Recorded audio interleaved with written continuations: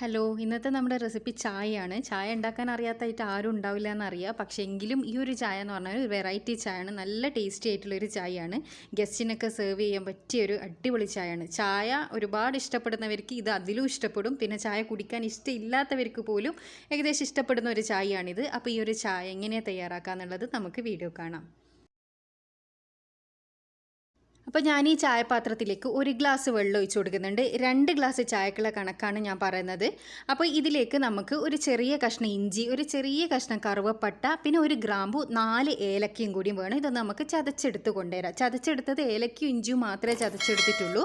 ഇത് നമുക്ക് ഈ ഒരു വെള്ളത്തിലേക്ക് 1 ഗ്ലാസ് വെള്ളത്തിലേക്ക് ഇട്ടൊന്ന് മിക്സ് ചെയ്ത് കൊടുക്കാം.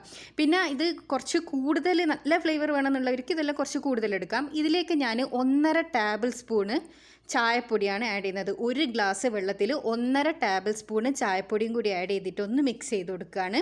ഇതിലേക്ക് ഇനി ഞാൻ ആഡ് ചെയ്ത് കൊടുക്കാൻ പോകുന്നത് 1 ഗ്ലാസ് പാലാണ്.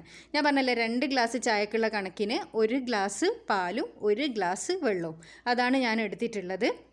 ഇനി നമുക്ക് ഇതെല്ലാം കൂടിയിട്ടൊന്ന് മിക്സ് ചെയ്തെടുക്കാം.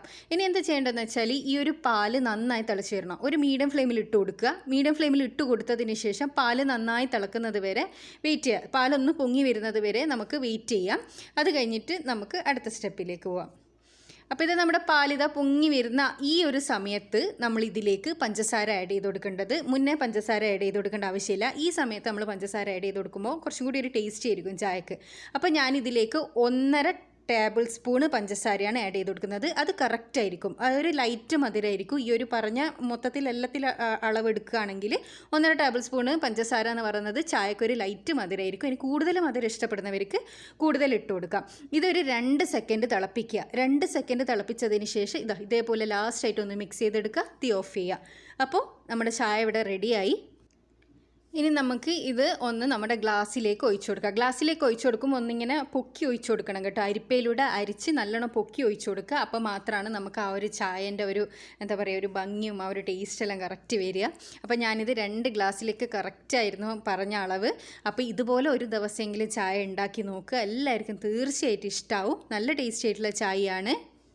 ഇതുപോലെ ഒന്ന് ട്രൈ ചെയ്തതിന് ശേഷം നിങ്ങളുടെ അഭിപ്രായം അറിയിക്കാൻ മറക്കരുത്. അടുത്ത നല്ല വീഡിയോ ആയിട്ട് വീണ്ടും കാണാം. പിന്നെ എന്നും പറയുന്ന പോലെ തന്നെ ചാനൽ സബ്സ്ക്രൈബ് ചെയ്യാത്തവരാണെങ്കിൽ ഒന്ന് സബ്സ്ക്രൈബ് ചെയ്യുക. അടുത്തുള്ള ബെൽ ബട്ടൺ കൂടി ഒന്ന് ക്ലിക്ക് ചെയ്യുക. Thanks for watching.